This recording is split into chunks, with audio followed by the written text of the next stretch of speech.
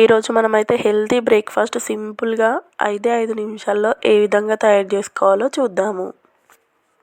ముందుగా స్టవ్ వెలిగించుకొని ఒక ప్యాన్ పెట్టుకొని అందులో 2 కప్స్ వాటర్ని అయితే వేసుకోవాలి. అందులోనే ఒక 2 టేబుల్ స్పూన్ షుగర్ని కూడా యాడ్ చేసుకోవాలి. తర్వాత ఇందులో ఒక 1 కప్పు మిల్క్ ఓట్స్ని అయితే యాడ్ చేయండి. చేసి మంచిగా కలుపుకోవాలి.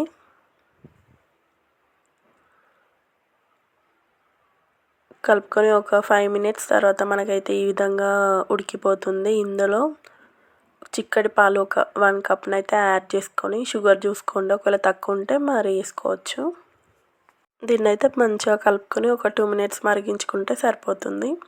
అదేవిధంగా పైన డ్రై ఫ్రూట్స్తో సర్వ్ చేసుకుంటే ఎంతో టేస్టీగా ఉండే మిల్క్ ఓట్స్ అయితే రెడీ అయిపోయింది.